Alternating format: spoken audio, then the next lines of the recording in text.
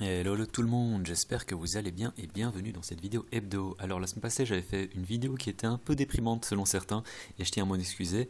Donc me revoilà avec une autre vidéo.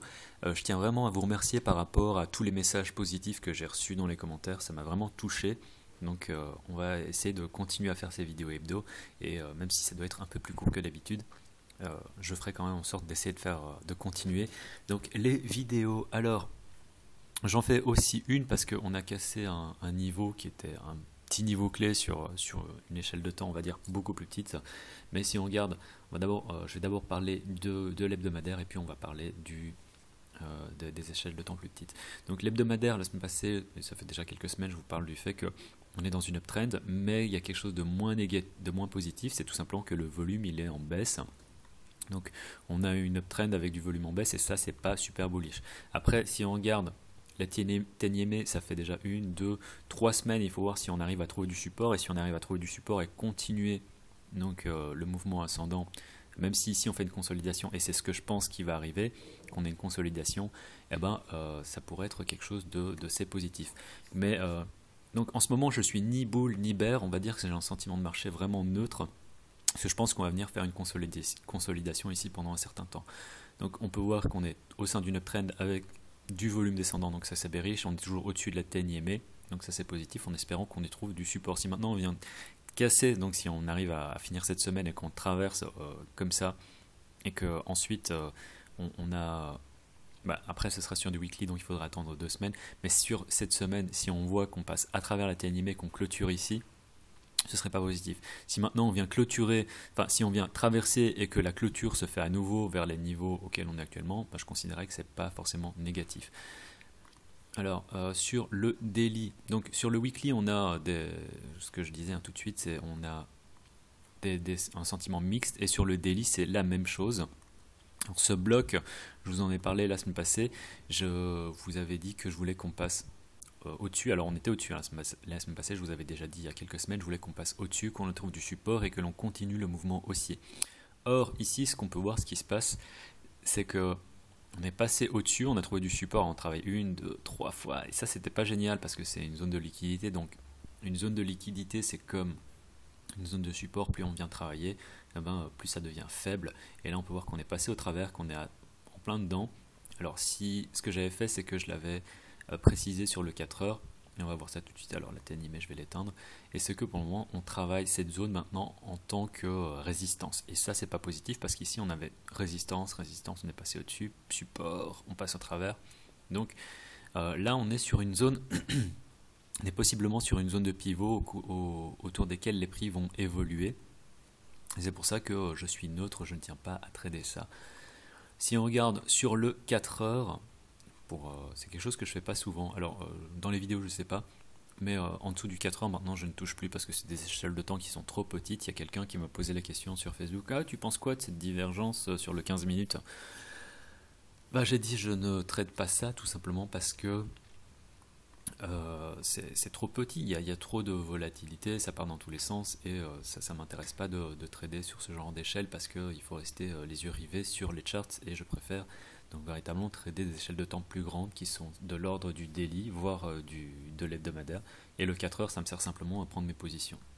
Donc ici on peut voir véritablement cette zone pivot, on pourrait même l'agrandir,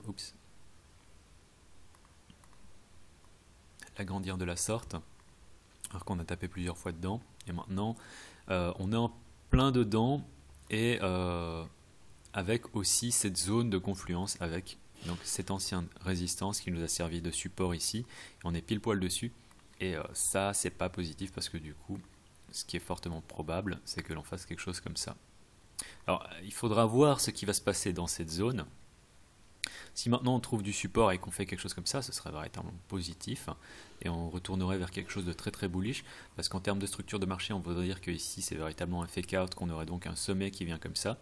Après ce sommet il reste valide, mais un fake out, donc le creux serait là, on est donc venu ici chercher toute la liquidité qu'il y avait là, ici on a un creux, et on pourrait éventuellement remonter. Si ici on trouve du support, quand on repasse à nouveau au-dessus des 3950, là oui, je pense qu'on va à nouveau venir rechercher ça. Enfin, dans un premier temps ce sommet là, mais ensuite ce sommet là, parce que ici on a aussi une résistance qu'on a travaillé plusieurs fois, 1, 2, 3, 4, 5, voilà, plusieurs fois. Elle ne devrait pas tenir cette fois-ci. Ceci dit, comme j'ai dit, sur l'hebdomadaire et le daily, je suis en sentiment mixte, donc je ne traite pas ça, tout simplement parce que je pense qu'on va continuer au sein d'une consolidation. Voilà, ça c'est pour le Bitcoin, donc sentiment très très neutre. Je vais regarder vite fait l'Ethereum et le Ripple, et puis je vais terminer cette vidéo. Alors, Ethereum, on va d'abord regarder Weekly, ce que ça donne.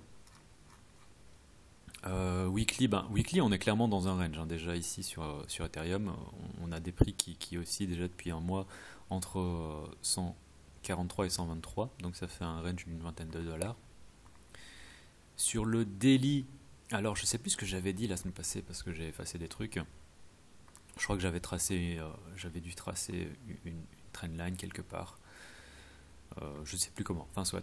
Alors là, on est pile poil sur cette zone de support. C'est la moitié de ce bloc ici, donc c'est assez intéressant de voir que ici on a trouvé du support, résistance, on passe au-dessus, donc support. Et maintenant, si on vient casser ici, on va très certainement venir chercher ce bloc. Et ce bloc, je le trouve aussi assez intéressant du point de vue de cette trendline ici. Alors je pense qu'en termes de prix sur Bitcoin, ça ressemble un peu à ce qu'on a sur cette trendline. Donc si on vient baisser ici, je suis assez intéressé par voir ce qui va se passer ici par rapport donc, à cette trendline. Alors on a déjà tapé 1, 2, 3 fois dedans. La quatrième fois qu'on tape sur une droite de tendance, généralement ça a tendance à se fragiliser énormément et à casser. Donc je ne dis pas que ça va se passer, ça sera peut-être la cinquième fois. Mais généralement, lorsqu'on a 1, 2, 3 points de contact, on a une trendline. Quatrième fois, là, c'est pas positif. Et cinquième fois, on vient casser dedans. Donc là, je serais très très prudent par rapport à ceci. Et je serais davantage de ceux qui disent que ici, en fait, cette trendline, elle ne va pas tenir tout simplement, qu'on va passer au travers. Et qu'on va éventuellement venir, c'est les niveaux dont je parlais tout à l'heure, c'était 3820. Donc, si ici, là, déjà, on est en train d'y trouver de la résistance. Donc, si on vient taper ici et qu'on vient casser donc ce support, on va très certainement encore descendre plus bas. Et les 3820. Pour ça, je vous ai dit neutre, mais en fait, je suis un peu bearish quand même. Sauf si maintenant, on vient repasser à nouveau au-dessus des 3950. Et ceux qui me disent, ouais, mais t'es une girouette, oui, tout à fait. Le trading, c'est l'histoire de ne pas avoir de biais, de ne pas être dire, on va monter à 5000 ou à 6000.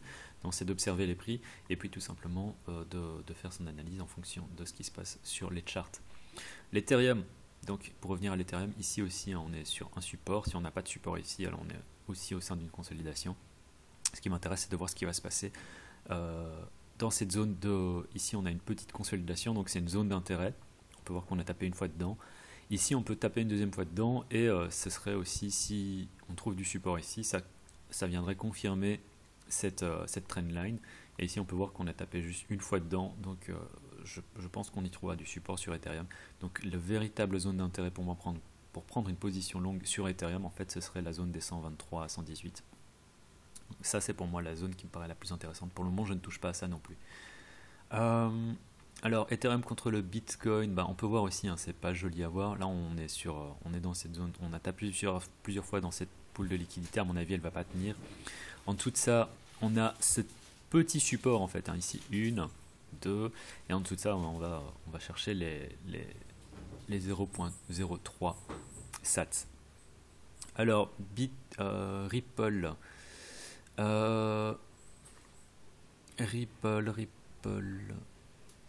Ripple, c'est pas joli à voir contre le Bitcoin, c'est pas. Voilà, ici on est pile poil sur une petite résistance, donc je m'attends à voir un rebond. Voilà, ce à quoi je m'attends sur Ripple, c'est simplement voir un rebond technique comme ça.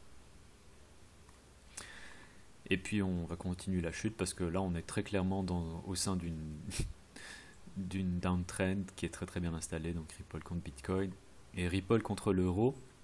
Je ne sais pas si j'avais parlé de cette petite uptrend la semaine passée. Et ça, c'est ce qui pourrait se passer sur Bitcoin. C'est ici 1, 2, 3, 4. Donc on peut voir qu'on a cette uptrend. Tant qu'on était au-dessus, pour moi, je n'étais pas négatif. Sauf que là, on a cassé cette uptrend. On a aussi cassé cette zone de support. Donc pour moi, Ripple contre l'euro, c'est pas génial. Donc voilà, c'est tout pour la vidéo de cette semaine. Je me rends compte que c'est une vidéo un peu plus bearish que d'habitude. Alors je suis bearish neutre en fait, pour être plus précis sur Bitcoin. Je pense qu'on va très probablement ici venir chercher. Alors On pourrait aussi dessiner un range dont la partie supérieure du range serait ici et la partie inférieure serait tout simplement dessinée ici. Mais pour moi, dans un premier temps, je pense que Bitcoin va entamer une espèce de consolidation et qu'on va très probablement venir chercher. Donc, dans un premier temps, je dirais les 3000, bon, 3850, voilà, c'est à 3860, mais très possiblement aussi les 3820. Donc, une consolidation un peu en baisse, hein, tout simplement. C'est ce que je m'attends à voir sur Bitcoin. Alors cette trendline, à mon avis, elle sera pas du tout valide et on va passer au travers, tout simplement parce qu'on l'a travaillé trop de fois. Donc j'y fais pas attention. Je la laisse simplement comme ça pour le délire et on verra bien comment est-ce que ça va évoluer la semaine prochaine. Ethereum. Alors Ethereum aussi, hein, dans un range avec une probabilité, si ici on ne tient pas à venir chercher donc cette liquidité ici. Donc la zone d'intérêt elle est là vraiment pour moi. Sur Ethereum contre le Bitcoin, ici on a déjà travaillé, enfin c'est la 4e fois qu'on tape dedans, donc à mon avis on va très probablement venir chercher cette résistance ici qui est aussi ce bloc ici. Ripple contre le Bitcoin, voilà, je sais ce que je vous avais dit, je m'attends à un rebond technique, mais simplement un rebond qui pourrait éventuellement nous amener aux 8000 Satoshi pour ensuite continuer la chute parce qu'on est au sein d'une downtrend sur Ripple. Et Ripple contre l'euro. Alors si on a une chute sur le Bitcoin contre le Bitcoin et qu'on a un petit rebond sur l'XRP, je pense que les prix vont continuer à se stabiliser. Cette trendline qui était en cours déjà depuis quelques temps, elle n'est pas valide pour moi. Et à mon avis, Ripple contre l'euro, voilà, on est très bon pour continuer ici et aller chercher donc dans un premier temps ce niveau-ci. On peut voir ça nous a servi de résistance. Et en dessous de ça, on devrait avoir des prix qui se stabilisent si on a une chute donc sur le Bitcoin, mais que le Ripple a un rebond technique. Mais les prix sur XRP euro devraient rester plus ou moins stables, mais c'est pas positif pour autant, quoi. Si on regarde globalement, ici ça fait déjà...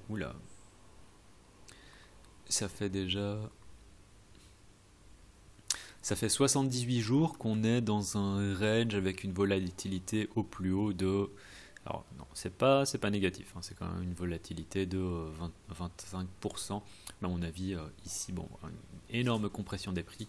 Et ce serait pas étonnant d'avoir à un moment ou un autre un mouvement à la hausse, que ce soit...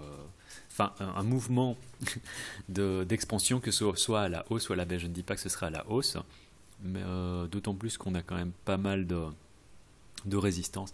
Mais après, comme j'ai déjà dit plusieurs fois, historiquement, ce truc a tendance à faire des pumps et qui sortent de nulle part, hein. On peut voir grosse downtrend, petite stabilisation, downtrend, petite stabilisation, grosse stabilisation, ça c'était l'année passée, et grosse, mais ça c'était le bull run, donc c'est encore différent. Donc voilà, c'est tout pour la vidéo de cette semaine. J'espère que vous avez apprécié le contenu. Si vous avez apprécié le contenu, n'hésitez pas à me mettre des pouces en l'air et à me mettre combien vous appréciez ces vidéos dans les commentaires. C'était le Cryptographe. Tchuss.